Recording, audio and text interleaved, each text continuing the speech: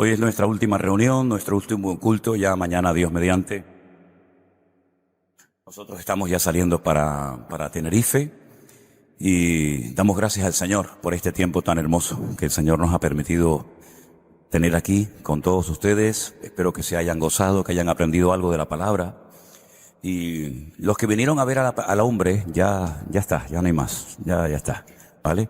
Nos saludamos, nos damos un abrazo, todo lo que quieran, pero nosotros no hemos venido para que ustedes nos vean a nosotros, ni siquiera hemos venido para verle a ustedes. Hemos venido para juntos alabar al Señor y juntos aprender de la palabra. Y es una bendición, ¿no? Es un gozo cuando podemos estar juntos, los hermanos, como dice la Biblia, en armonía, ¿verdad? Y ustedes no tienen que prestar nunca atención a cosas negativas, a cosas que no edifican, ¿verdad? A veces me dicen, no, pero es que resulta que coincidiendo con tu visita en otras congregaciones se han hecho una serie de actividades. Miren, hermano, a nosotros eso ni nos va ni nos viene. Cada iglesia es libre de organizar sus eventos. Nosotros, y digo yo también en primera persona, nosotros jamás ha sido nuestra intención sacar a nadie de ninguna iglesia. No necesitamos hacer eso. El Señor manda solo a la gente y nosotros nunca hemos tenido que hacerle la competencia ni hacer una actividad paralela a otra congregación para entrar a una especie de competencia. Nosotros no estamos en eso. Nosotros tenemos muchas cosas que compartir, tenemos muchas cosas que decir. Por lo tanto, el que quiere venir, la puerta está abierta. El que no quiere venir, pues no pasa nada, que Dios los bendiga. Además, si tiene su iglesia, pues me parece muy bien. Yo les agradezco a todos los que han hecho un esfuerzo grande para poder venir. Ayer teníamos varias familias, varios hermanos que vinieron de Holanda, tuvieron que marcharse, ¿verdad? Y otros hermanos también han venido de París, de Francia y seguramente de otros lugares. ¿De Suiza vino alguien? ¿Quién vino de Suiza? ¿No? Hablando de Suiza, esta mañana me mandaban un mensaje y dice que el gobierno suizo le va a dar 34.000 euros a todos los emigrantes y a todos los musulmanes que se quieran ir del país. Porque dice que son tantos los emigrantes y los árabes que les van a pagar para que se vayan. Lo que tenían que haber pagado para que no llegaran los árabes, ¿no? Pero ahora están pagando para que se vayan. Pero bueno, así es la vida, ¿no? Sea como sea, lo que quería decir es que están los que tienen que estar. Y toda persona tiene oportunidad de aprender de la palabra, y si yo fuera pastor de una congregación aquí o donde sea, y viene alguien que a lo mejor tiene un mensaje un poquito diferente o no sé, o más profundo o de otros temas, pues yo haría lo posible por venir como pastor para también aprender, ¿no? Y traería a mi gente, ¿no? Para que la gente también pudiera ser bendecida. Pero como decía mi abuelo, que ya murió hace unos cuantos años, en esta vida hay gente para todo. Así que a nosotros no nos tiene que preocupar lo que hagan o lo que digan los demás. Usted ocúpese de su vida y de su relación con el Señor. Y los demás, que el Señor los bendiga. Amén, hermanos. Bueno, dicho esto, ayer para los que estuvieron y para los que no estuvieron, estuvimos analizando así por encima un capítulo que es muy interesante del libro de Apocalipsis. Era el capítulo 12, ¿verdad? Donde vimos a una mujer que estaba embarazada, que había un dragón terrible que era el diablo, era Satanás, que quería destruirla, que quería devorar al niño tan pronto como naciera. Ahora, si nosotros cogiéramos la Biblia y digamos que la partiéramos en 4 trozos, en 4 pedazos exactamente iguales, cada uno de ellos, pronto llegaríamos a la conclusión de que 3/4 partes forman un material profético. Es decir, la Biblia es el libro del mundo que más profecías contiene. Dicho sea de paso, como simplemente una pequeña aportación, en el Corán, este libro tan sagrado para centenares y miles de musulmanes, no hay ni una sola profecía, ni una. Sin embargo, la Biblia tiene 3/4 partes de material profético. No todas las profecías son para nosotros. Hay profecías que se dirigieron a personas en particular. Hay profecías que se dieron a países en particular. Hay profecías que ya se cumplieron. Hay otras profecías que se cumplió una parte, pero queda otra parte por cumplir. Y hay otras profecías que aún no se ha cumplido nada, sino que están intactas para estos tiempos finales en los cuales estamos viviendo. Ahora, en Mateo capítulo 24, que es los primeros versículos que vamos a estar leyendo en esta mañana, es interesante notar que el templo de Jerusalén, que hace 2000 años que lo destruyeron los romanos y no lo han vuelto a levantar, nadie, era el centro religioso de la vida judía. No es como hoy en día que uno va a su respectiva congregación, su respectiva iglesia, sino que había un lugar un solo lugar en el planeta Tierra que estaba en la ciudad de Jerusalén, en lo alto de un monte que se llamó en su época el monte Moriah. Moriah significa el monte donde Dios me enseña. Moriah es maestro, Yah es Dios, el lugar donde Dios es mi maestro. Y fue el lugar que Dios escogió para depositar, para poner su gloria, por lo menos durante un tiempo. Allí se construyó el primer templo de Jerusalén, que lo construyó, como bien saben ustedes, Salomón, templo que fue destruido por Nabucodonosor. Después se volvió a reconstruir un segundo templo, más sencillo, más modesto. En los tiempos de Esdras y de Nehemías, volvió a ser destruido por segunda vez en la época de los romanos, en el siglo I. Y desde entonces ese templo no ha sido otra vez levantado, reconstruido. Es el sueño de los judíos, no de todos, pero de la mayoría de los judíos. Ellos quieren volver a tener su templo, porque no pueden construir un templo en Uganda, en Bélgica, en España, en América, sino que el templo del Señor tenía y tiene que estar en el mismo lugar donde siempre estuvo, en la ciudad santa de Jerusalén. Es un lugar tan importante que ahí se llevaron a cabo una serie de acontecimientos de trascendental importancia. Antes de que se construyera el templo, la Biblia dice que, por ejemplo, Abraham subió a lo alto de esa montaña y en una piedra que todavía está, una piedra que es gigantesca, como toda esta habitación enorme, que hace funciones de altar, fue donde Abraham subió con su hijo Isaac para sacrificarlo, ¿verdad? Después no fue necesario hacerlo. Los musulmanes dicen que no subió con Isaac, sino con Ismael. Sí, es todo al revés. Es todo lo que nosotros creemos, ellos lo creen todo al revés. Entonces, en ese lugar dice la Biblia que también David subió, aún no estaba el templo, porque había hecho un censo sin el permiso, sin la autorización del Señor, comenzó a morir un montón de gente, y él sube a lo alto de la montaña y allí había un señor llamado Arauna. La ciudad de Jerusalén en su totalidad no había todavía sido conquistada, se llamaba Jebús. Dicho sea de paso, la única ciudad del mundo que tiene 70 nombres diferentes, y todos están en la Biblia, es la ciudad de Jerusalén. 70 nombres diferentes. El más conocido es Jerusalén, pero hay otros muchos nombres. Hubo un momento que se llamó Jebús, la ciudad de los jebuseos. Y allí subió David y dice que compró una parte del terreno y presentó un sacrificio al Señor y cesó la mortandad. En ese templo se encontraba hace 2000 años el Señor Jesucristo. Y dice Mateo capítulo 24 que Jesús cuando sale del templo, ¿vale? Ya había entrado y había estado allí, pero cuando Él sale del templo, versículo 1, y se iba, se acercaron sus discípulos para mostrarle los edificios del templo. No solamente existía en la época de Jesús el templo, sino que el rey Herodes, uno de los muchos Herodes que hubieron, lo amplió y hizo realmente unas reformas extraordinarias. Lo hizo más grande de lo que realmente era. Entonces, cuando él sale del templo, sus discípulos le muestran todas aquellas maravillas y él les dice: ¿veis todo esto? De cierto os digo que no quedará aquí piedra sobre piedra que no sea derribada. Punto. Eso lo está diciendo el Señor, digamos, allí, en el monte Moriah, en lo alto del monte Moriah. Entre el monte Moriah, es decir, entre el versículo 1 y 2, hay una separación enorme. Porque lo que a partir de ahora vamos a comenzar a leer, ya no lo dice el Señor allí, en lo alto del monte Moriah, sino que lo dice en otro monte que está enfrente, que es el monte de los olivos. Dice la Biblia, como Jerusalén tiene montes alrededor de ella, así está el Señor alrededor de su pueblo desde ahora y para siempre. Toda la ciudad de Jerusalén está rodeada de montes y cada monte tiene lógicamente un nombre y una historia.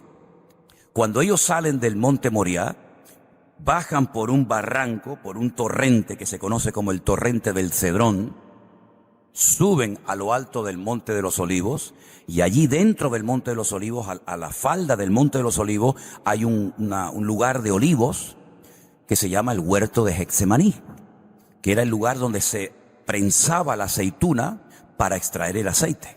Getsemaní significa el lugar de la prensa de aceite. Y entonces dice, estando él sentado en el monte de los olivos. Claro, uno lee el 1, el 2, el 3 y el 4 y parece que todo está junto.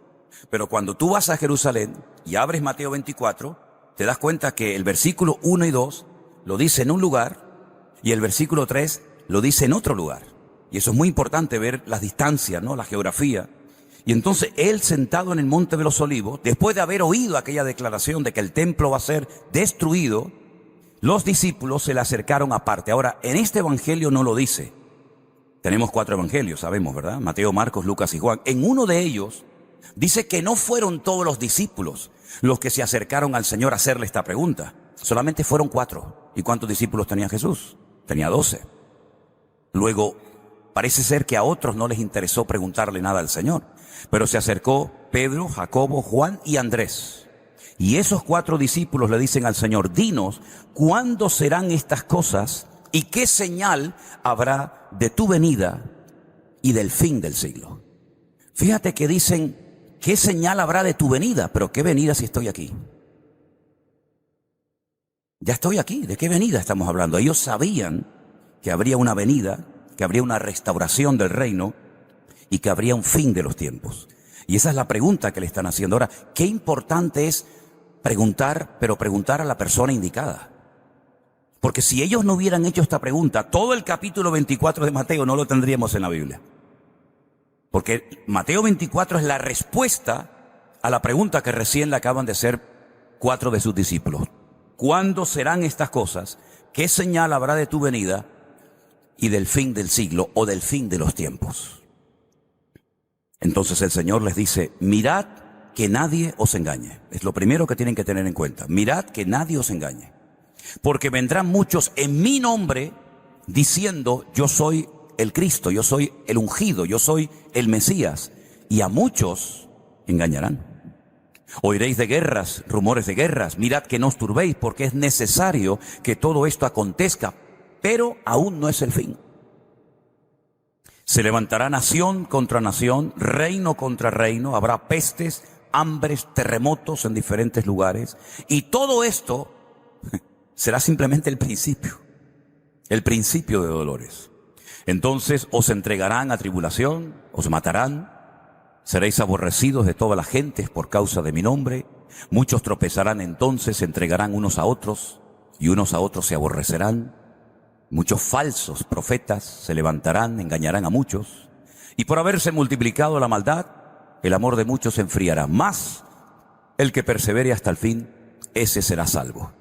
Ahora, ¿qué es lo que está haciendo el Señor en este capítulo? Dando esta respuesta muy interesante y profunda. Les da toda la información junta, pero luego en otros libros, como por ejemplo el Apocalipsis, como por ejemplo la primera y segunda carta de Pablo a los tesalonicenses y otros, los autores, inspirados evidentemente por el Espíritu Santo, lo que hacen es que van descomprimiendo la información que junta le ha dado el Señor. Porque uno lee todo el capítulo 24 de Mateo y parece que todo tiene que suceder en el mismo tiempo. Y si tú analizas versículo por versículo, te vas a dar cuenta que hay cosas que ya se han cumplido de este capítulo, pero hay otras que todavía no se han cumplido. Pero si tú no tienes la información de Pablo, de Santiago, de Pedro, de Ezequiel, de Daniel, etcétera, te puedes llegar a confundir porque lo mezclas, lo juntas todo y después te haces, perdonen, un potaje en la cabeza, un lío, que no sabes si esto ya se cumplió, si esto no se cumplió, si esto yo lo voy a ver, si esto no lo voy a ver, y no sabes cómo actuar. Entonces el Señor les da una serie de información, de datos tremendamente interesantes, y uno de ellos es el siguiente: será predicado este evangelio del reino en todo el mundo, para testimonio a todas las naciones, y entonces vendrá el fin. Cuando el Señor está diciendo esa palabra, Él todavía está con sus discípulos. Todavía Él no ha muerto en la cruz. Él no ha resucitado. Él no ha ascendido. No ha descendido el Espíritu Santo como pasó en el día de Pentecostés, según Hechos capítulo 2. Pero Él ya está diciendo lo que va a pasar, a pesar de que todavía no ha ocurrido. Porque en la Biblia hay algo muy interesante, y es un punto a tener en cuenta. La Biblia dice que si queremos saber lo que va a suceder, tenemos que saber lo que ha sucedido. Es decir, para conocer el futuro, hay que conocer el pasado. Porque como Dios no cambia, Él es inmutable. No es que aquí es de una manera, aquí es de otra, ahora dice sí, mañana dice no. Para conocer lo que Dios va a hacer, hay que saber cómo Dios ha actuado a lo largo de la historia. Y muchas veces el tiempo verbal del futuro, de las palabras, de las profecías de la Biblia, cuando hablan del futuro, el tiempo del verbo está en pasado. Y tú dices, bueno, estoy leyendo esto como algo que ya pasó. Pero es el estilo literario del material profético de la Biblia. Que cuando se habla de cosas escatológicas, de cosas del futuro, el autor te las cuenta como cosas que ya pasaron. Y les voy a poner un ejemplo y seguimos leyendo el capítulo. Cuando Juan está, por ejemplo, en la isla de Patmos, Y de repente él ve en una visión una multitud gigantesca. Dice, de todas las naciones, pueblos, tribus y lenguas, de tal manera que era incontable, nadie podía saber cuánta gente había en esa multitud, y que además todos iban con batas, con vestiduras blancas. Uno de los ancianos que le está, mostrando esta visión y le está tratando de explicar en qué consiste esta visión, le pregunta a Juan, estos con vestiduras blancas, de todas las naciones, de todos los pueblos, de todas las tribus, ¿estos quiénes son? ¿Y de dónde viene esta gente? Y Juan dice, yo no sé, Señor, quiénes son esta gente. Fíjate qué tremendo, ¿eh? Si yo no sé quiénes son, ni de dónde vienen, ni a dónde van, no sé nada. Y le dice el anciano a Juan, estos son los que han salido de la gran tribulación. Pero ¿cómo van a salir de la gran tribulación si aún no han empezado? Si esa gente no existía, no habían nacido. Pero sin embargo le está contando lo que va a ocurrir en el futuro como algo que ya sucedió. Estos son los que han salido, no los que saldrán, sino los que ya salieron de la tribulación. Porque en Dios no hay presente, ni pasado, ni futuro, sino que el nivel en el que Dios se mueve es completamente diferente a nosotros. Nosotros clasificamos y medimos el tiempo. Por eso en la Biblia, cuando se habla del tiempo, hay diferentes palabras. Tenemos cronos, tenemos kairos. Depende de si es un tiempo temporal, si es un tiempo que tiene un límite. Y como Dios no se mueve en el tiempo, porque es un Dios atemporal, Él no envejece, Él no caduca. Cuando habla con el hombre, cuando se mete en nuestra dimensión finita y limitada por el espacio y por el tiempo, ¿verdad? Él emplea a veces unos términos que en nuestra mente no entran. Es como cuando ayer leíamos Zacarías capítulo 14, que dice que cuando Él venga no será de día, pero tampoco será de noche. Entonces, ¿qué cosa es? Si no es de día ni de noche, es un día muy raro. Dice, solamente ese día lo conoce el Señor. Porque Él se mueve a otro nivel. Fíjense que Él llegó a decir a sus discípulos, si yo les he hablado cosas terrenales a ustedes y no me entienden, si yo les hablara en términos espirituales, los volvería locos. Es decir, ustedes están aquí y yo estoy allá arriba, ¿no? Ahora, fíjense qué interesante. El Señor Jesucristo está diciendo en este pasaje que llegaría un momento en la historia de la humanidad que el Evangelio sería predicado en todas las naciones de la tierra. Él siempre quiso alcanzar a todos los pueblos, a todas las naciones. Pero los judíos se encerraron en sí mismos y creían que ellos eran los únicos elegidos y los únicos que tenían el privilegio y el honor de tener la palabra, de conocer a Dios, etcétera, etcétera. Hubieron momentos en la historia en los que el Señor les demostró que Dios es un Dios universal, que nadie puede tener el control y el monopolio absoluto de su persona, de su mensaje.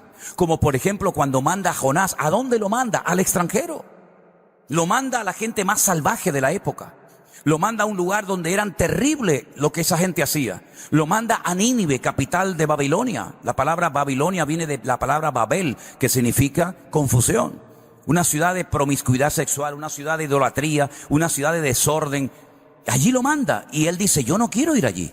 Yo no quiero ir allí porque sé que si se arrepienten, tú los vas a perdonar. Y yo no quiero que se arrepientan y los perdone, sino que se mueran. Y coge un barco y se va en dirección contraria, se va a España, porque Tarsis está en España. Es interesante notar cómo él no fue capaz de entender que el mensaje del Señor era un mensaje universal. Pero ya se lo había dicho a su amigo Abraham, al padre de la fe. En ti serán benditas todas las naciones de la tierra. Cuando ellos leen, y leen todavía hoy en día ese versículo que dice, llamarás a tu prójimo como a ti mismo, todavía siguen con aquella interrogante de la época de Jesús, ¿quién es mi prójimo? Pues otro hermano mío judío. Pero si no es un judío, no es mi prójimo. Todavía siguen con ese hermetismo de no querer compartir la palabra de Dios. Pero el Señor Jesucristo les dijo el día que se despidió de sus discípulos, id por todo el mundo y predicar el Evangelio a toda criatura. El que creyere será salvo y el que no se condenará. Cuando llega el día de Pentecostés, ellos reciben aquella capacitación tremenda del Espíritu, ellos comienzan a predicar, la iglesia comienza a crecer, pero no salen de Jerusalén, ahí se quedan. Están todos muy contentos. Imagínense tener a esos predicadores en el culto. ¿Quién va a predicar hoy? El apóstol Pedro. Madre mía. Mañana predica Juan. Pasado mañana predica Felipe. Era increíble. La gente vivía junto, era una maravilla aquello. Por cierto, el primer problema que tuvo la iglesia primitiva no fue de doctrina, fue a la hora de la comida. Para que vean lo carnales que a veces somos. Muy espiritual en el culto, pero después por la comida nos peleamos, ¿no? Y tuvieron que nombrar a 7 diáconos para que no se pelearan las mujeres, que a ella le dio más, a mí me dio menos, ¿no? Fíjate qué interesante que el Señor tuvo que permitir una persecución para que salieran, porque si no, no iban a salir nunca. Incluso cuando Pedro va a la casa de Cornelio y viaja casi 3 días, desde Jaffa, desde Jope hasta Cesarea, la marítima, cuando él llega a la casa de Cornelio, el centurión romano, y él ve toda la casa abarrotada de gente con un hambre de recibir la palabra, él lo primero que dice es, bueno, ustedes saben lo mal que yo me siento como judío de estar aquí entre gentiles. Ustedes imagínense que yo llegara aquí esta mañana y yo diría, yo me siento fatal de estar aquí con ustedes, yo prefiero estar en mi casa, yo no quiero estar con ustedes. Pero ¿qué forma de empezar es esa? Es decir, todavía él no entendía que el evangelio no era algo absoluto de ellos, sino que era un mensaje que había que transmitir y compartir a todas las naciones de la tierra. Y nunca más Pedro fue a predicarle a ningún gentil. Esa fue la primera y última vez que va. Y mira que el Señor le dijo, a ti te voy a dar las llaves para que abras el reino a los gentiles, pero parece ser que perdió las llaves. Y el Señor tuvo que levantar a un hombre con una visión más amplia, que fue capaz de ir a otras culturas, a otros idiomas, a otras costumbres, como fue el apóstol Pablo, ¿verdad? Y dice, yo si tengo que predicar al judío, me hago judío, si tengo que predicarle al gentil, me adapto a la cultura gentil, porque para mí el vivir es Cristo y el morir es ganancia, ¿verdad? Y hay muchos creyentes que piensan que lo que hemos recibido nosotros es solamente para los que estamos aquí. Y se olvidan de que ustedes están aquí para alcanzar a una ciudad entera. Y cuando alcancemos esta ciudad, vamos a la otra, y después a la otra, y después a la otra. ¿Y por qué ha avanzado tanto la maldad? ¿Por qué hay tanta tiniebla? ¿Porque hay poca luz? Porque tú entras a una habitación toda oscura y enciendes la luz y se van las tinieblas. Porque las tinieblas son ausencia de luz. Y si nosotros somos la luz del mundo, si hay muchas tinieblas, ¿por qué no estamos brillando como deberíamos de haber brillado? ¿Y por qué el diablo avanza y toma territorio? Porque la iglesia se lo ha permitido. Ni más ni menos, porque nos hemos encerrado en nosotros mismos y mientras nosotros estamos aquí contentos y cantando y alegres, los hijos del diablo están haciendo su trabajo. Pero no es porque el mundo se haya ido de la mano del Señor, sino porque la iglesia se ha dormido, se ha encerrado en sí misma y se ha olvidado de que tenemos que ir por todo el mundo y predicar el evangelio a toda criatura.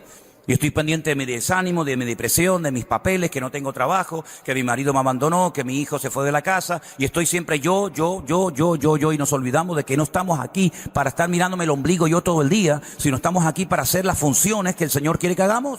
Esa es la pura realidad. Esa es la pura realidad. Y un pastor, con tal de tener su congregación y sus diezmos asegurados todos los meses, ya está, ya es contento. Y esa es la gran tristeza de la congregación. Y por eso hay congregaciones donde no se predican ciertas y determinadas cosas, porque el pastor sabe que si predica duro y aprieta las tuercas, se le va a la gente y se le van los diezmos. Esa es la realidad, no nos engañemos, no hacemos mayorcitos lo que estamos hablando, ¿verdad? Entonces dice la palabra que el evangelio tenía que ser predicado en todas las naciones de la tierra, antes de que viniera el Señor. Número 2, cuando veáis la abominación desoladora en el lugar santo, de la cual ya habló el profeta Daniel, el que le entienda, el que esté en Judea, huya a los montes. El que esté en la azotea, no descienda a tomar algo de la casa. El que esté en el campo, no vuelva atrás a tomar su capa. En otras palabras, la palabra huir es tan bíblica como la palabra orar.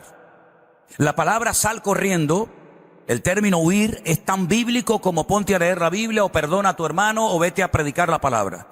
Hay momentos en los que tenemos que quedarnos. Y hay momentos en los que hay que salir corriendo. Y Pablo lo demostró en varias ocasiones. Había momentos que lo metían en una cesta, lo bajaban por un muro y decía, sal corriendo que te van a matar. Y había otros momentos que decía, aunque me maten, yo de aquí no me muevo. Entonces hay que orar y pedir sabiduría al Señor para saber hasta cuándo tenemos que estar aquí. Y cuando ha llegado el momento de decir, señores, esto se acabó, nos tenemos que salir corriendo todos. Y ahí tendrás que orar y pedir sabiduría y discernimiento al Señor para saber si todavía este es tu lugar y tu tiempo, o tu tiempo aquí se ha terminado. Y tendrás que ir salir corriendo a otra parte. Es así. Los discípulos también huían. Los cristianos también corrían y iban de un lugar a otro y mientras tanto predicaban el evangelio. Hay de las que estén encintas. Perdonen si alguna hermana está embarazada aquí esta mañana, pero yo leo la Biblia. Y de las que estén criando en aquellos días. Orad para que vuestra huida no sea en invierno, ni en día de reposo. Porque los judíos solamente podían caminar 1040 metros en el día de reposo. Si caminaban 1041 metros, habían pecado. No contra el Señor, porque al fin y al cabo era una ley rabínica, una ley humana, pero dice que un judío no podía caminar en aquellos tiempos más de 1040 metros. Por eso toda la sinagoga estaba muy cerquita, para que la gente no caminara más de lo que podía caminar según los judíos. Habrá gran tribulación, la cual nunca ha habido desde el principio del mundo hasta ahora, ni la habrá. Y si aquellos días no fuesen acortados, nadie sería salvo. Mas por causa de los escogidos, aquellos días serán cortados. Pregúntele más de un cristiano por ahí, ¿quiénes son los escogidos que habla aquí el Señor? Y si aquellos días no fueren acortados, nadie sería salvo. Más por causa de los escogidos, el Señor corta aquellos días. Si alguien nos dice, aquí está el Cristo, o mirad, está allí, no lo creáis, porque se levantarán falsos Cristos. Ahora, yo he explicado y he dicho en varias ocasiones que la palabra Cristo no es un nombre. La palabra Cristo es como un título, como un adjetivo. La palabra Cristo es la palabra hebrea Mashiach, que significa ungido. ¿Cómo se llamaba al rey de Israel? El ungido de Jehová. El Cristo, lo diríamos en castellano, el Mashiach, el ungido del Señor. Saúl dice, no toquemos al ungido del Señor, no toquemos al Mesías del Señor, al ungido. Es la misma palabra, Mashiach, ungido, Cristo, unas en hebreo, otras en griego, pero es lo mismo. Entonces el Señor Jesucristo no es que se llamaba Jesucristo, Él era Yeshua, y Cristo era que había sido ungido por el Padre para hacer una función específica que es la que todos conocemos. Y cuando dice la Escritura que vendrán falsos Cristos, no se refiere única y exclusivamente al hecho de que vendrán personas, como ha habido y hay por ahí por el mundo, algunos que dicen yo soy Jesucristo. Por ejemplo, en Jerusalén hay un señor que va vestido con una túnica blanca, va cargando una cruz, va descalzo y él dice que él es Jesucristo. No se refiere solamente a eso, sino lo que nos está advirtiendo aquí el Señor es que, ojo, vendrán a lo largo de la historia falsos ungidos que engañarán a muchos. Falsas personas con unciones muy sorprendentes, con unciones muy atractivas, pero no todo lo que dicen o hacen viene de parte del corazón de Dios. Así que tengan discernimiento espiritual y no sean ingenuos y no se dejen engañar por cualquiera, llámese profeta, llámese apóstol, llámese reverendo, llámese como se llame. Para eso tenemos la palabra de Dios, para que ustedes puedan comprobar si lo que se enseña desde los púlpitos en tu iglesia o en esta o donde sea es palabra de Dios o es palabra del hombre. Usted no tiene ninguna obligación espiritualmente hablando de sujetarse, de obedecer, de ponerse bajo la cobertura espiritual de una persona que se salió de los parámetros bíblicos. Ninguna. Usted tiene que sujetarse a lo que es de Dios, pero lo que es del hombre, usted no tiene ninguna obligación. Es más, si usted apoya lo que no es bíblico, usted se hace copartícipe de ese desorden, como ha pasado en muchas ocasiones.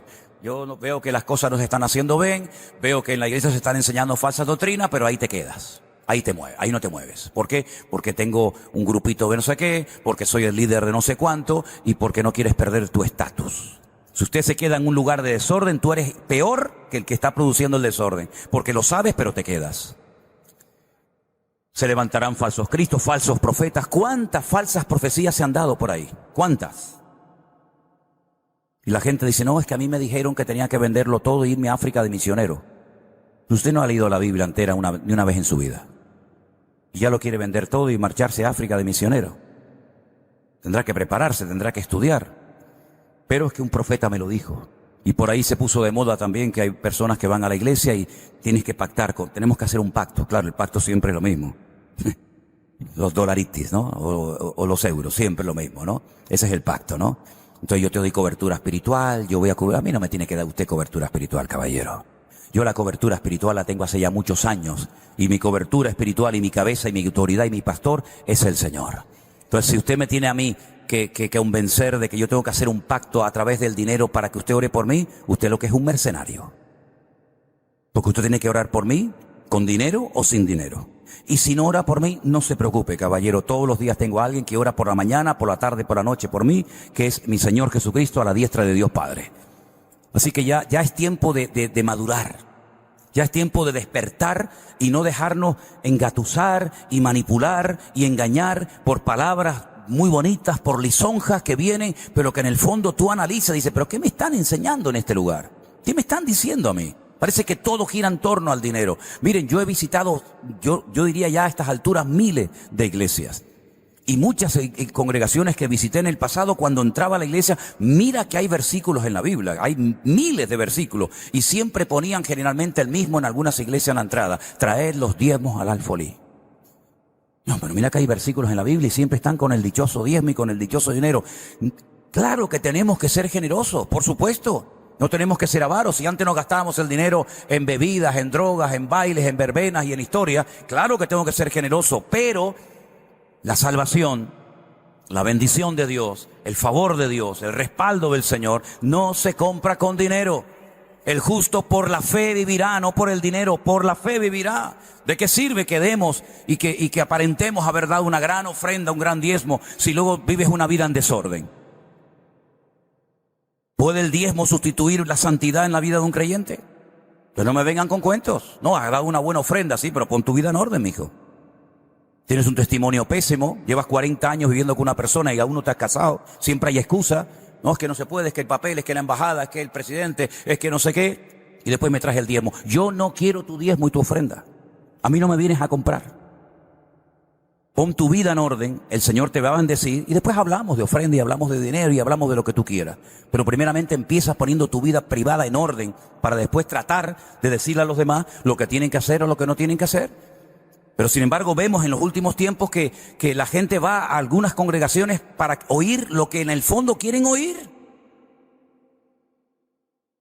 Y esas son las personas que se han hecho populares y famosas y queridas y etcétera, etcétera.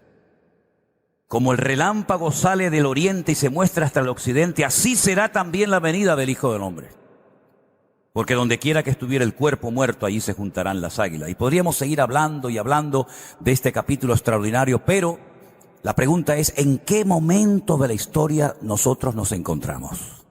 Porque a los discípulos se les dijo: si están aquí, huyan y no entren a Jerusalén. A otros se les dijo: si están en el desierto, no entren en la ciudad.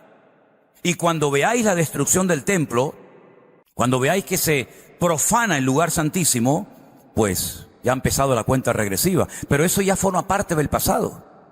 ¿Dónde estamos nosotros en este momento? Ok, vamos a dar algunos datos que yo creo que vienen bien conocerlos en esta mañana. Número 1. El templo de Jerusalén, según la palabra de Dios, va a volver a ser reconstruido. De eso no les quepa la menor duda. En el mismo lugar donde siempre estuvo. En el monte Moriah, en la ciudad de Jerusalén. Para eso se tenían que haber preparado los sacerdotes, que ya están preparados. Para eso se tenían que tomar medidas, digamos, en cuanto al tema de los instrumentos musicales, en cuanto a las vestiduras de los sacerdotes, en cuanto al mobiliario como el candelabro, el altar del incienso, el altar de sacrificio, la mesa de los panes. Todo eso está totalmente preparado. Si algún día ustedes tienen la oportunidad de ir a Jerusalén, yo siempre llevo a la gente a un lugar que para mí es muy importante, que se llama el Museo del Templo. El Museo del Templo es una organización judía que lleva muchos años preparándose para que cuando llegue el momento, pues todo lo que necesitan para reconstruir el templo lo tengan ya listo, lo tengan ya preparado, y todo eso ya está preparado, todo eso está dispuesto y todo eso está listo. Fíjense hasta qué punto es tan importante en la mentalidad y en la cultura de ese pueblo la reconstrucción del templo, que cuando una persona se casa, sea creyente o no, es una tradición que tienen. Cuando termina la ceremonia o cuando ya se dicen, bueno, ya son marido y mujer y todo eso, dentro de un trapo, dentro de un paño, una servilleta, meten una copa y la ponen en el suelo y tienes que aplastarla y romperla. Eso es para que recuerdes que los romanos nos rompieron, nos destruyeron el templo de Jerusalén. Cuando usted edifica, cuando usted hace una casa, generalmente pues queremos que estén todas las paredes bien pintaditas, bien arregladas. El judío siempre deja una parte de la pared sin arreglar, como decir, uy, ¿qué pasó aquí? Se acabó el cemento, se acabó la pintura. No, eso es para recordar que el templo de Jerusalén lo rompieron los romanos. Y tantas cosas que podríamos decir, que siempre están ellos recordando. Los rabinos van vestidos de negro. ¿Por qué? Porque están de luto por la reconstrucción del templo. Van a orar por la mañana, por la tarde y por la noche. Hacen una serie de súplicas, de plegarias, de oraciones. ¿Para qué? Para otra vez volver a tener el templo. El templo va a ser reconstruido y probablemente nosotros vamos a ver el inicio, por lo menos, no sé si hasta la inauguración, pero por lo menos el inicio de la reconstrucción del templo. Claro que la vamos a ver, si estamos con vida, por supuesto, ¿verdad? A los 3 años y medio de inaugurarse ese templo, a los 3 años y medio justamente, la Biblia dice que hay un personaje siniestro que recibe muchos nombres en la Biblia. El más conocido, el anticristo. Ese es el más conocido. Pero curiosamente el único que emplea el término anticristo es Juan. Nadie más lo llama así. Por ejemplo, Pablo lo llama el inicuo, el hombre de pecado o el hijo de perdición. Daniel lo llama el cuerno pequeño, porque dice que es un cuerno que sale entre otros 10, que se levanta, que hace guerra, que destruye al norte, al sur, al este, al oeste, habla blasfemias, va a pelear contra los santos y les vence durante un tiempo, y él lo llama el cuerno pequeño. Daniel es el personaje del Antiguo Testamento que más información nos da sobre este personaje político que se ha de levantar en los últimos tiempos. Por ejemplo, dice que del Dios de sus padres no hará caso. ¿Sí? Se va a separar de la religión, de la fe de sus padres. Y dice que adorará al Dios de las fortalezas. Ese texto en el libro de Daniel, curiosamente no está en hebreo, está en arameo. Y dice que adorará a Alá Maozín, al Dios de la guerra. Y menciona la palabra Alá. Y está allí en la Biblia, en el texto en arameo. Además dice que del amor de las mujeres no hará caso. Eso tiene varias interpretaciones, ¿no?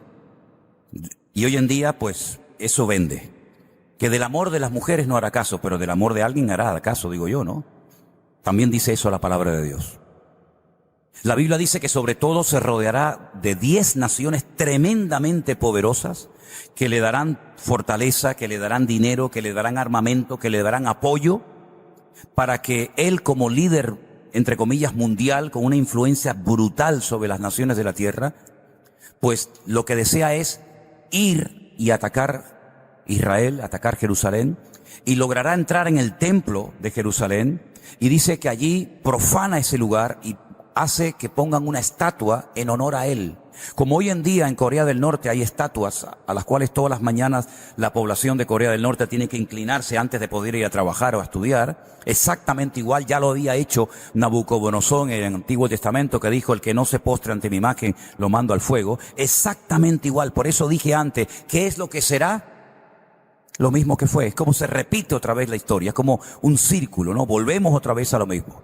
Entonces él busca adoración, pero él sabe perfectamente que muchas naciones de la tierra son religiosas, tienen sus religiones, tienen sus creencias, tienen sus tradiciones. Entonces, como él no es tonto, sino todo lo contrario, él está con una unción demoníaca terrible, él se apoya temporalmente, aunque después también se levanta contra él y lo destruye, de un personaje que la Biblia lo llama el falso profeta. Si ustedes quieren conocer más sobre estos dos personajes, hay un capítulo entero en la Biblia que es el 13. El capítulo 13 del Apocalipsis habla tanto de uno como de otro. Ese líder religioso o falso profeta dice que tiene su sede de gobierno, esa estructura religiosa, la sede de gobierno la tiene en Roma. Y dentro de Roma, ustedes saben que hay un país chiquitito que se llama el Vaticano. ¿Y quién vive allí? Don Francisco. Allí está Francisco, de momento. Y es interesante notar cómo las cosas se han ido dando de tal manera, ¿verdad?, que uno de los objetivos del Vaticano desde los años 60, desde el Concilio Vaticano II, fue unificar las religiones. ¿Para qué tantas religiones? Así como Europa se ha unido, ya todos tenemos una misma moneda, ya todos tenemos un mismo gobierno, que está aquí precisamente aquí en Bélgica, pues también tenemos que tener una sola religión. Y entonces se quiere hacer como una especie de sincretismo. Y ya se ha estado comentando hace algunos años que algunas asociaciones, algunas imprentas famosas, quieren hacer unas Biblias donde ya no aparezca el nombre Dios, Jehová o Yahvé, sino el nombre Alá. En el principio creó Alá los cielos y la tierra, para que de esa manera también con nuestros hermanos musulmanes podamos llevarnos bien. Fíjense las cosas que se están fraguando, ¿verdad?, debajo de la mesa, tratando de llevar al mundo a la ruina total y absoluta. Cuando este personaje aparezca en escena, ¿verdad?, y la forma como él aparece la tienen descrita perfectamente en Apocalipsis capítulo 6, donde de una forma metafórica dice que él viene montado en un caballo blanco. No es que venga montado en un caballo literalmente, sino que dice la Biblia que viene montado en un caballo blanco y lleva un arco pero si os dais cuenta, no lleva una flecha, y un arco sin flecha no vale absolutamente para nada. Es decir, él cuando entra en la escena mundial, viene ofreciendo algo que todo el mundo está deseando que suceda, y es paz y seguridad. Habiendo paz es porque hay seguridad. Si hay seguridad, hay paz. Y eso es lo que el mundo llegará a un momento en el que va a clamar que alguien venga a traer ese orden, esa estabilidad, esa paz, esa seguridad. Y les da igual, como dije el otro día, si es homosexual, si es hombre, si es mujer, si es satánico, si es católico, si es evangélico, si es rabino, si es musulmán. La gente estará tan desesperada que la palabra de Dios nos enseña que ese es el eslogan de su campaña: paz y seguridad. Ustedes saben que de hecho hoy ustedes tienen votación, ¿no? De hecho, cuando los políticos van a hacer una campaña política, vamos a elecciones, pues siempre ponen una frase, ¿no? Debajo, ¿no? Bueno, pues cuando ustedes vean la fotografía de este caballero, él pondrá abajo paz y seguridad. ¿Y quién no quiere paz? ¿Y quién no quiere seguridad? Muchos piensan que la seguridad y la paz en este mundo viene cuando tú tienes el bolsillo lleno. No hablan de una paz espiritual. Hablan de una tranquilidad, de una confianza, de abrir la nevera y verla llena. De mirar así la cuenta del banco y tener ceros a la derecha, no a la izquierda. Para muchos, paz significa eso. Entonces, él lo que va a hacer es crear un nuevo sistema económico en el mundo. De tal manera que el dinero y las tarjetas de crédito van a desaparecer completamente.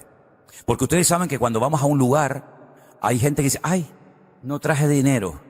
Nunca lo trae, pero bueno. No traje dinero, bueno, venga, va, yo pago ya, yo pago. Después te mando un Bizum. Eso va a desaparecer completamente. Lo que va a utilizar este personaje siniestro es un sistema que, humanamente hablando, es extraordinario. Humanamente hablando, es una maravilla. Es marcar a la gente, poner una especie de microchip en su mano derecha. Y si no tiene manos, pues te lo pongo en la frente. Y si no tiene frente, es que está muerto. Porque si no tiene cabeza, ya me dirá, ¿no? Pero fíjate qué interesante. Todos los días, 3 veces al día, los judíos se ponen una cosa que se llama en español las filacterías, los tefilín, que son unas tiras de cuero. Yo las tengo en mi casa y las tenía que haber traído para enseñarles a ustedes cómo son y cómo se ponen. Es una cajita que dentro tiene 4 divisiones, ¿verdad? Y hay unos rollitos de versículos de la Biblia. Entonces te lo pones aquí en la frente y te lo atas y las correas van por atrás. Y luego hay otra cajita que te pones aquí en el brazo izquierdo, muy cerca del corazón. Te lo amarras 7 veces y entonces ya tienes la palabra del Señor cerca de tu corazón y la tienes aquí en la frente. Y qué curioso que el diablo, que siempre imita las cosas del Señor, le pone a la gente una marca en la frente y en el brazo o en la mano.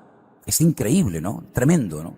Entonces, cuando tú vayas a sacar dinero de tu cuenta bancaria, no tienes que llevar tu tarjeta de crédito, todos tus datos bancarios, todos tus datos clínicos, toda ta información, ya no tienes que tener pasaporte, ni DNI, ni tarjeta de la Seguridad Social, todos tus datos están ahí metidos.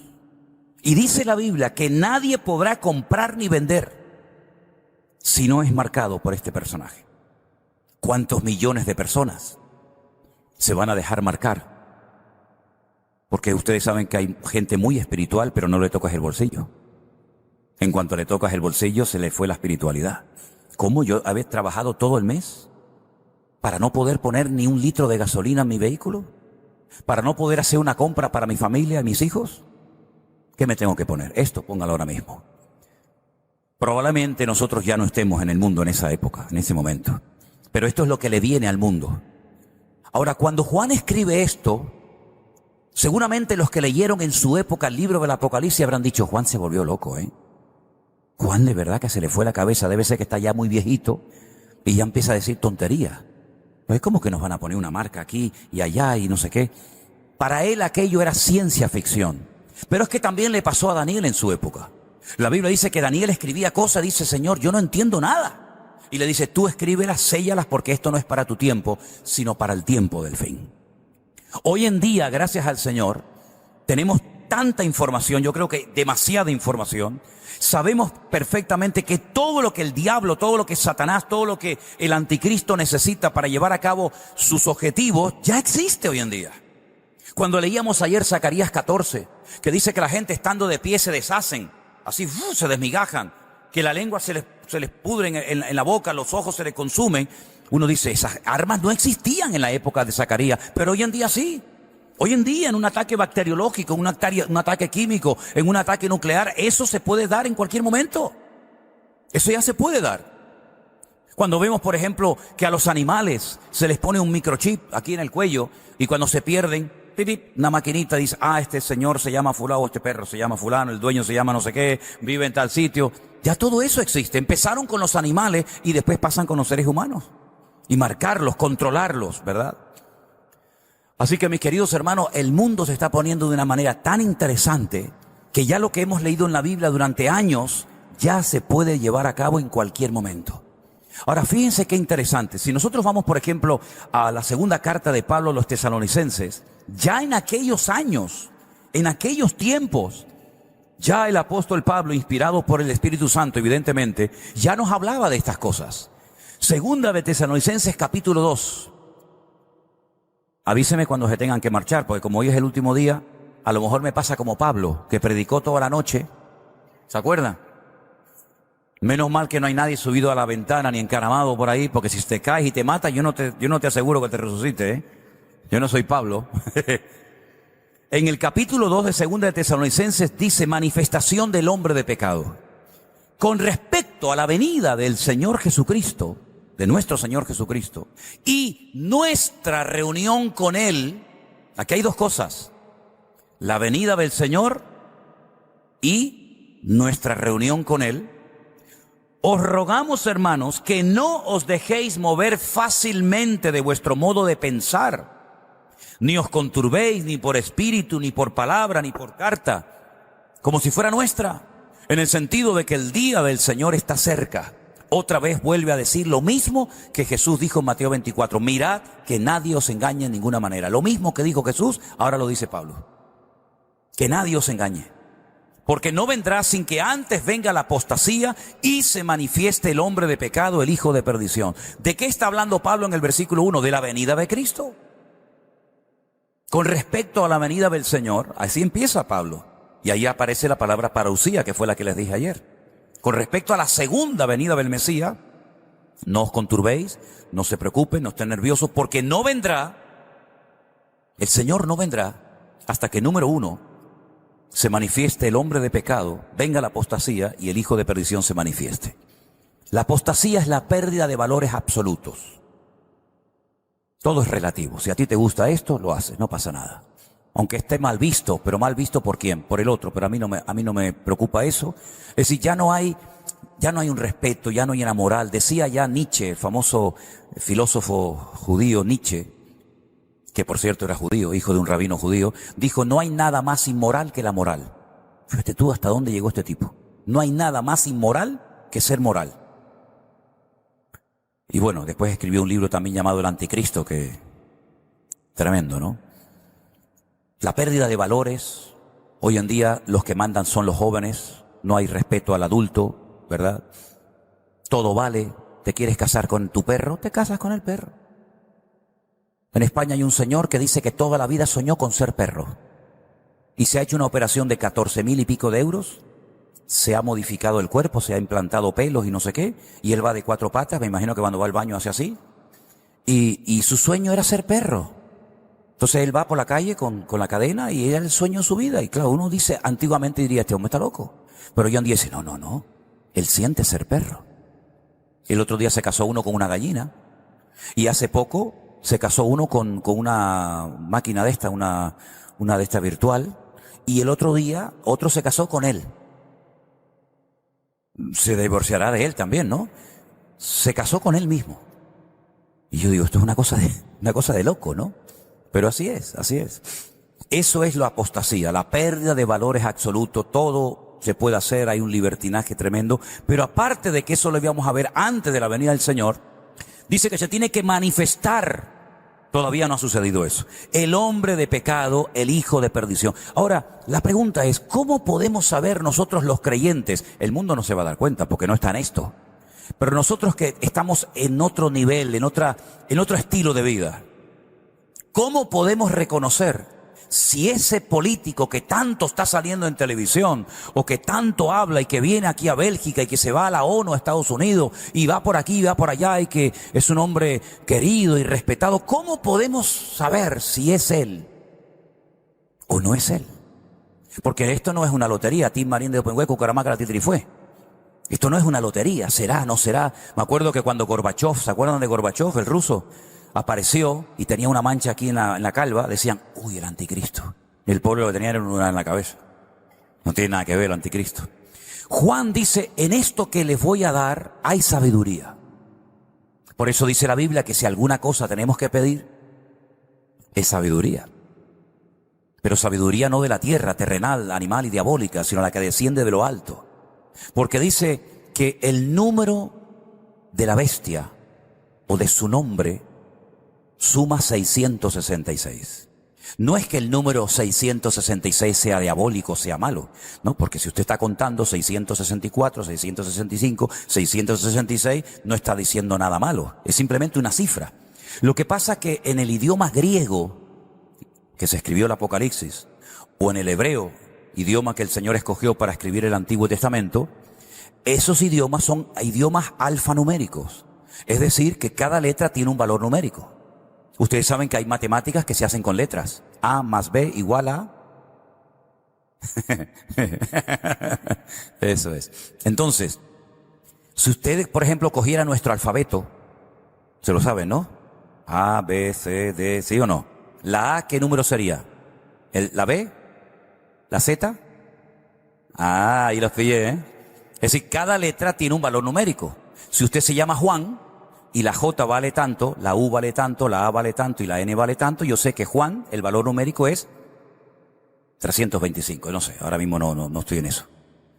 Es decir, que si usted coge cada nombre, bueno, de hecho le digo que hay un rabino en Israel matemático que cuando él lee la Biblia no la lee por lo que lee, por lo que escribe, por lo que está escrito, sino que la lee por el valor numérico.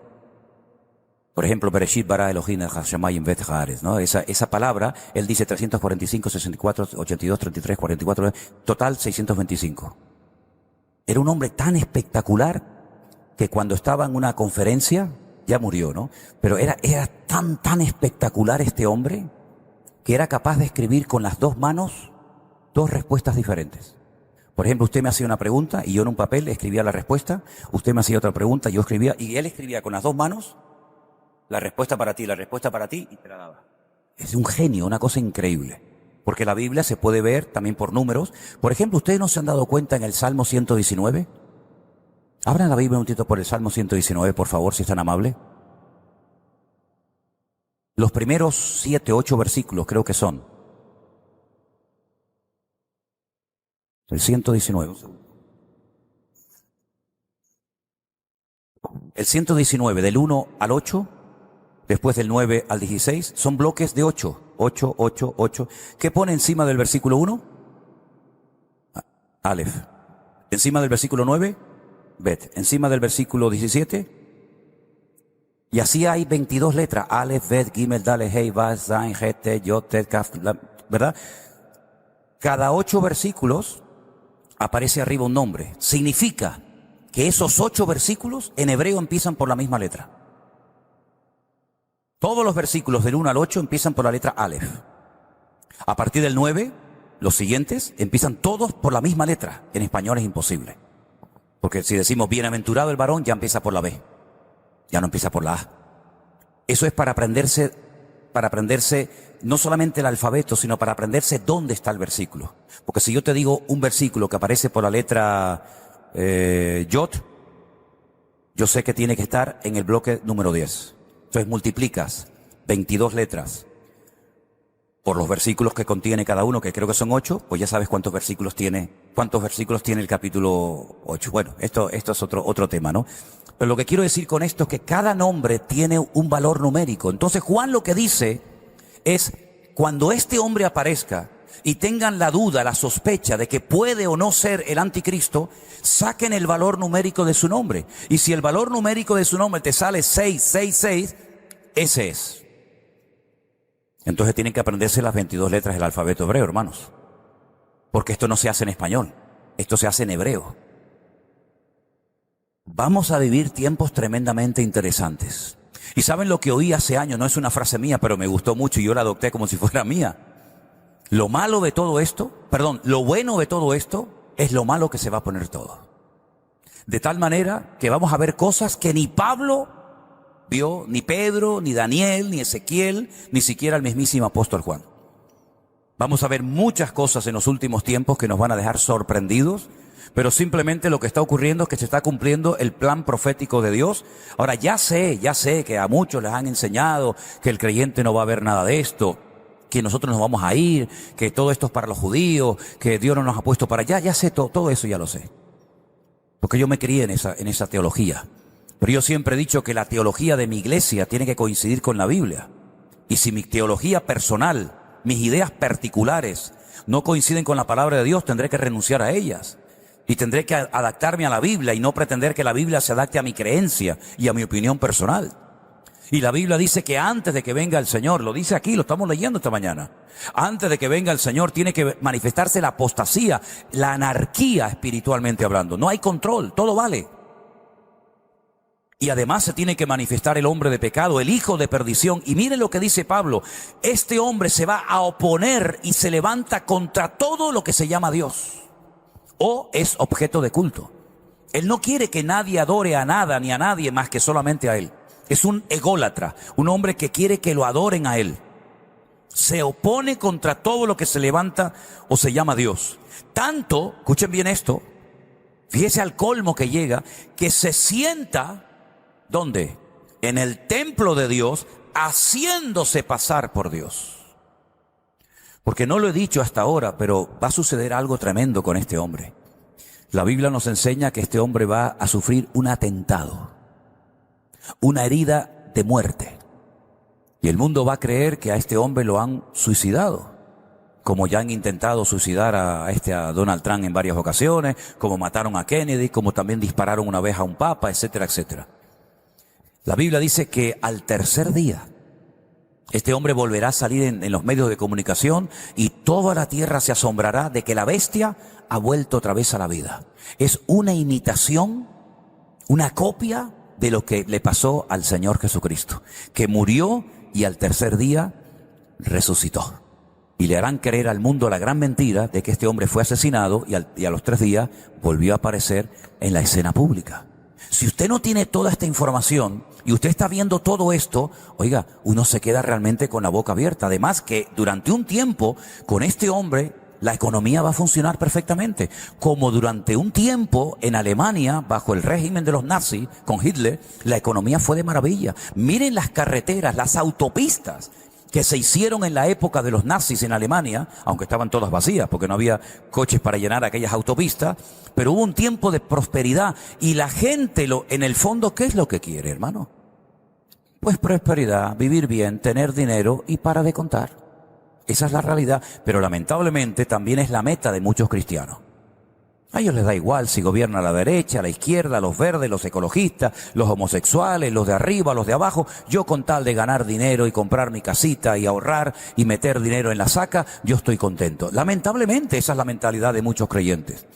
Por eso muchas personas que están tibias, que no tienen una relación directa con el Señor, se van a dejar arrastrar y engañar por todas estas mentiras que van a venir en los últimos tiempos. ¿Cómo que va a venir paz y prosperidad cuando el Señor dijo que el mundo iría de mal en peor y que por haberse multiplicado la maldad, el amor de muchos se enfriará? Si el Señor dice una cosa y este viene ofreciendo otra, ¿a quién entonces le tengo que creer? ¿Con quién me tengo que posicionar? ¿Con las mentiras del anticristo o con las verdades del verdadero Cristo, del verdadero Mesías? Se sienta en el templo de Dios, lo cual significa que el templo tiene que volver a ser reconstruido. Porque ¿cómo se va a sentar en un templo que no existe? ¿Te das cuenta cómo hay una referencia a la tercera reconstrucción del templo de Jerusalén? ¿No os acordáis que cuando yo todavía estaba con vosotros os decía esto? Ahora vosotros sabéis lo que lo detiene, a fin de que a su debido tiempo se manifieste. Ya está en acción. Esto se escribió hace 2000 años, 2000 años tiene esta carta. Y Pablo dice, ya está en acción el misterio de la iniquidad, solo que hay quien al presente lo detiene hasta que él a su vez sea quitado de en medio. Y entonces se manifestará aquel inicuo, otra palabra que emplea, a quien el Señor matará con el espíritu de su boca y destruirá con el resplandor de su venida. Inicuo cuyo advenimiento, cuya aparición o manifestación es por obra de Satanás con gran poder, señales y prodigios mentirosos.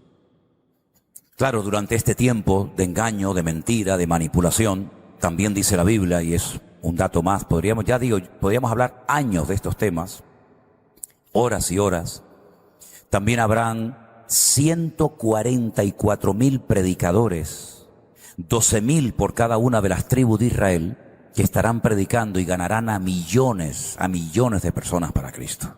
Son los famosos 144.000 sellados, que no tiene nada que ver con los testigos de Jehová. También habrá 2 testigos, 2 predicadores, que no sabemos de quién se trata. Podemos dar una opinión personal, ¿vale? Pero no podemos afirmar categóricamente fulano y mengano, que dice la Biblia que durante los primeros 3 años y medio de este periodo, porque el anticristo no gobierna 40 años, solamente está 7 años en el mundo. Sobre todo la segunda parte de los 3 años y medio es cuando realmente él se da a conocer con toda su maldad y con toda su agresividad. Pero durante los primeros 3 años y medio de su mandato estarán en Jerusalén 2 personas, 2 testigos, de los cuales ya habla la Biblia en Zacarías, que harán también grandes milagros, señales, prodigios. Los quieren matar y no pueden, pero al final, después de 3 años y medio, los terminan asesinando y no los entierran. Ahora, eso en nuestra cultura no se entiende tanto como si viviéramos o fuéramos de allí. Porque no enterrar a un cadáver es lo peor que se le puede hacer a una persona. Prueba de ello que el día 7 de octubre del año pasado, cuando Hamás, esta organización terrorista, atacó a Israel, no solamente se llevó gente viva secuestrada, se llevaron muertos. Israel es capaz de darte lo que tú le pidas con tal de que le des un cadáver. Primero porque si ese hombre muerto no aparece, la mujer viuda en Israel no se puede volver a casar hasta que su marido sea sepultado. Porque falta el testimonio de que su marido realmente ha muerto. Por otra parte, se venera al difunto, se le hace todo unas oraciones, etcétera, etcétera. Y estos hombres no van a ser enterrados, pero dice la Biblia que al tercer día de estar tirados en la plaza, en una de las plazas de Jerusalén, estos hombres se levantan, resucitan, y todo el mundo lo ve, y ocurre algo tremendo. Ahora, les voy a decir algo, si no queda claro, levánteme la mano para volver a explicarlo, porque aquí está el quid de todo lo que vengo diciendo ahora. El libro del Apocalipsis está dividido en 3 grandes bloques. Cada bloque tiene un nombre: sellos, trompetas y copas. 7, 7 y 7. ¿7 por 3? Perfecto. Aquí en Japón y en la China, 7 por 3 son 21. Hay 7 sellos, 7 trompetas y 7 copas. La primera parte de la gran tribulación, que son 3 años y medio, es cuando se cumplen los 7 sellos y las 7 trompetas. La segunda parte de la gran tribulación, que son otros 3 años y medio, es cuando se derraman las famosas copas de la ira. Ahora, hay un dato tremendamente interesante en la Biblia, que lo vamos a leer en esta mañana, y pienso que con estos versículos ya vamos a ir terminando, acerca de lo que va a ocurrir cuando se toque la última trompeta. ¿Qué era lo primero? Los sellos. Lo segundo, las trompetas. ¿Y lo tercero? Los sellos y las trompetas eran en la primera parte de la tribulación, las copas eran en la segunda parte de la tribulación. Vengan conmigo a 1 Corintios capítulo 15, por favor. Y preste suma atención a esta información que Pablo, inspirado por el Espíritu Santo de Dios, nos da para nuestra información. 1 Corintios capítulo 15 es un capítulo que habla del tema de la resurrección. Y Pablo dice lo siguiente, verso 51. Apréndanse de memoria estos versículos, por favor. Usted puede hacerlo, no se preocupe, lo puede hacer perfectamente. 1 Corintios 15, 51. He aquí os digo un misterio. Nos paramos aquí. Un misterio es algo que nunca se ha contado a nadie. Es como decir, ven para acá que te voy a contar un secreto. Un misterio es algo que no se ha revelado, algo que nadie ha dicho, algo que nadie ha contado, ni en el Antiguo ni en el Nuevo Testamento. Recuerden que Pablo estuvo en la misma presencia del Señor y dice que allí el Señor le mostró cosas que incluso algunas le dijo: no las escribas, no las cuentes a nadie. Pero Pablo dice: os voy a contar un secreto, un misterio. Vamos a ver cuál es. ¿Cuántos son chismosos aquí?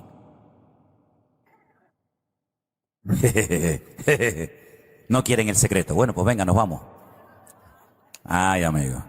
Ven que te voy a contar una cosa. No todos dormiremos, pero todos seremos transformados. ¿Qué significa para un creyente dormir? Vamos a despertar a nuestro amigo Lázaro, y había muerto hacía 4 días, ¿verdad? Así que no todos nos vamos a morir. Qué buena noticia, ¿eh? No todos vamos a morir, pero todos vamos a ser transformados. Esa palabra transformados es en griego la palabra metamorfosis. ¿Usted no ha visto el cambio de gusano a mariposa? Gusano dice: ¿cómo puede salir algo tan bonito de algo tan feo? Eso es el proceso de la metamorfosis. Esa es la palabra que aparece aquí. Todos vamos a experimentar el proceso de la metamorfosis. Mira, tu cuerpo, por mucho que lo cuides, y por muy lindo, por muy linda que tú te veas, tú eres un gusano. Por muy bella que te parezcas y por mucho que te adornes y te maquilles y tal. Bueno, iba a decir eso, no lo voy a decir. Pero no lo voy a decir. La mona, aunque se vista de seda, pero no lo voy a decir. No lo voy a decir. Ahora nuestro cuerpo presente no tiene nada que ver con la hermosura que se va a producir en nosotros. De gusano a mariposa, para que te des cuenta.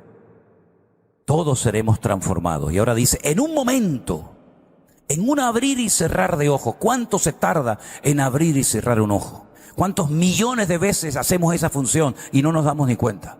En un momento y en un abrir y cerrar de ojos. Escucha esto ahora, hermano. Escucha esto, hermana. ¿Qué dice ahí? A la final trompeta, se tocará la trompeta.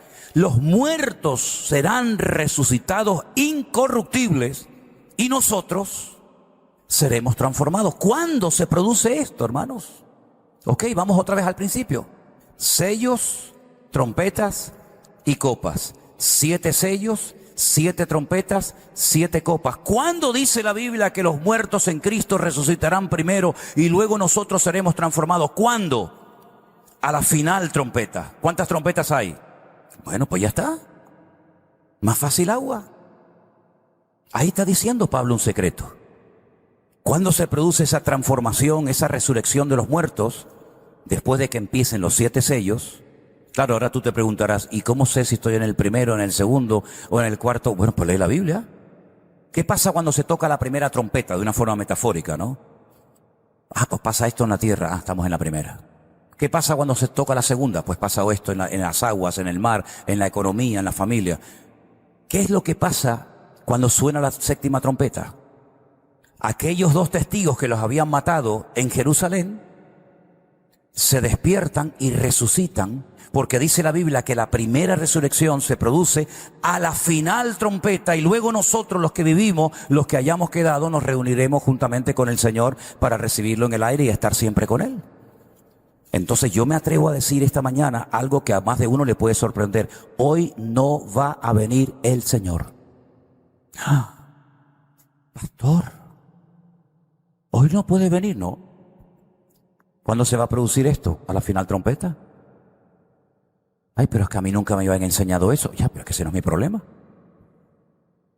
La primera resurrección y nuestra reunión con el Señor, según la palabra de Dios, se produce a la final trompeta. Los muertos serán resucitados incorruptibles y luego nosotros, Pablo era un creyente y dice: nosotros seremos transformados a la final trompeta. Entonces, mi querido hermano, esto nos da una información impresionante para saber en qué tiempo de la historia nos encontramos. Lo que no podemos seguir más tiempo en la ignorancia y diciendo: a mí estos temas me dan mucho miedo, pastor. A mí no me gusta hablar de esto porque después tengo pesadillas por la noche. Y a mí me pasa todo lo contrario. Yo cada vez que hablo de esto me entra un gozo y una alegría de saber que a lo mejor no me muero. Porque la verdad es que no me hace ninguna gracia que me entierren, ¿sabes? Por si acaso estoy medio vivo y ahí me meten, tú imagínate. Entonces, qué bendición tan grande saber que nosotros hoy por hoy tenemos una información increíble y la tenemos toda. ¿Por qué subrayo lo que tenemos toda la información? Porque si nosotros hubiéramos vivido en el siglo I y en vez de ser miembros del Centro Evangélico Vida Nueva o de la iglesia a la cual usted pertenezca, usted hubiera sido miembro, por ejemplo, de la iglesia de Colosas, usted no tenía ni Mateo, ni Marco, ni Lucas, ni Juan, ni Apocalipsis, ni Primera de Juan, ni Segunda de Juan. No tendría más que una carta, la carta de Pablo a los colosenses. Punto. Y si yo hubiera sido miembro de la iglesia en Tesalónica, solamente tendría 2 cartas, Primera y Segunda de Tesalonicenses. No tendría ninguna otra. Pero es que nosotros, 2000 años después, tenemos todo lo que el Señor reveló. Tenemos lo que le dijo a los romanos, a los tesalonicenses, tenemos las cartas de Pedro, tenemos el Apocalipsis, tenemos Santiago, tenemos Hebreo, tenemos los evangelios, tenemos toda la Biblia completa, todas las piezas del puzzle, todas las piezas del gran rompecabezas de Dios, las tenemos encima de la mesa para poder saber dónde estoy, dónde no estoy, en qué momento me encuentro, cómo tengo que actuar, cómo tengo que vivir, cuánto tiempo falta, cuánto tiempo nos falta. Toda la información la tenemos, todos los cristianos la tenemos. No es una información que solamente la tienen los pastores. No, es una información a la cual tenemos acceso todos los cristianos. Simplemente es cuestión, pues ¿de qué? De leerla, de estudiarla. Y no como me dijo una vez una hermana, ay hermano, es que a mí no me gusta leer ni estudiar. Lea usted y estudie y después me lo explica. Sí, pero eso es depender de los hombres. Eso es depender de los pastores. Y cuando, si Dios, no sé si ocurrirá otra vez o no, y si no nos podemos ver más, y si no nos podemos congregar, y si prohíben las reuniones privadas en las iglesias, porque en muchos lugares ya públicamente no se pueden hacer, pero ¿quién nos dice a nosotros que no puede haber una ley que cierren las congregaciones? Solamente se pueden reunir en las casas, como hay muchos hermanos que solamente se pueden reunir en las casas. Entonces, ¿qué hacemos? No tenemos pastor, no tenemos el diácono, no tenemos el anciano, pero tiene la palabra en la casa. Tiene al Espíritu Santo viviendo en su corazón. Tiene al pastor de los pastores, como tú decías. El Señor es mi pastor. Gloria a Dios que tengo el mejor pastor del mundo. Porque el pastor de carne me puede fallar, me puede abandonar, me puede traicionar, puede hacer locuras. Pero el verdadero pastor que yo necesito nunca me va a abandonar. Siempre estará conmigo. Y yo puedo abrir la Biblia y decir, Señor, dame luz y enséñame, Padre. Yo soy torpe, no tengo muchos estudios, no tengo mucho conocimiento, pero tu Espíritu que mora en mí, que me enseñe y que me revele las verdades profundas de tu palabra. Y por eso cuando uno lee estas palabras, yo digo, Dios mío, ¿por qué no hay creyentes que leen más la Biblia y se dedican más al estudio exhaustivo de la palabra? Cuando la palabra es lo que decíamos antes, lámpara a mis pies, tu palabra, y lumbrera a mi camino. Entonces, mis queridos hermanos, el orden es importante saberlo. Hay gente que dice, no, yo sé que viene un anticristo, que hay una marca de la bestia, que hay una gran tribulación. Sí, pero ¿cómo ponemos todo eso en orden? Ya se lo acabo de decir, los sellos, las trompetas, las copas, qué pasa aquí, qué pasa allá. Incluso, un dato más, y ya voy acabando, porque yo cuando me dan cuerda no paro. ¿Saben que hay demonios tan tremendamente poderosos y destructivos desde los tiempos de Noé, que el Señor los ató, porque eran tan malos, tan destructivos, que dice que los ató para que tengan su momento en la historia, día, mes y año, y están atados junto al río Éufrates, en Irak, en Babilonia. Pero dice la Biblia que en los últimos tiempos el Señor como que los suelta, les permite, y cuando usted lee eso en Apocalipsis, lo que esos demonios hacen es terrible. Y por eso cuando vemos esas barbaridades en televisión, son personas, pero inspirados por demonios, que son capaces de hacer cosas que uno dice, Dios mío, ¿dónde están las tripas? ¿Dónde están los sentimientos? ¿Dónde está la misericordia de una persona que es capaz de hacerle eso a un niño, a una persona anciana? Porque son demonios que en los últimos tiempos quieren hacer lo que no han podido hacer durante milenios. Pero lo importante de todo esto es saber que el Señor está con nosotros. Así como el Señor protegió a Noé, que pasó por el diluvio, El Señor permitió que Noé pasara por el diluvio, pero no se ahogó. No se llenó de agua el arca, porque Él se había preparado. No dejes que entren cosas a tu corazón, que ahoguen y apaguen tu fe, de tal manera que ante esto te asustes, Porque la Biblia dice que el Señor siempre protegerá a sus escogidos. Siempre estaré con vosotros todos los días hasta el fin del mundo. Y como decía el rey David, aunque un ejército acampe contra mí, no temerá mi corazón, porque tú eres mi luz y mi salvación, en ti he confiado. Así que, hermanos, cuando usted oiga por ahí a alguien que dice, no, es que el libro de Apocalipsis es muy difícil, a mí me da miedo, no le crea. El libro del Apocalipsis es el libro que más tiene que leer la iglesia y los creyentes en los últimos tiempos. Y hay de aquellos creyentes que lamentablemente, como me han dicho muchos, a mí nunca me han enseñado nada del Apocalipsis. Yo no sabía estas cosas.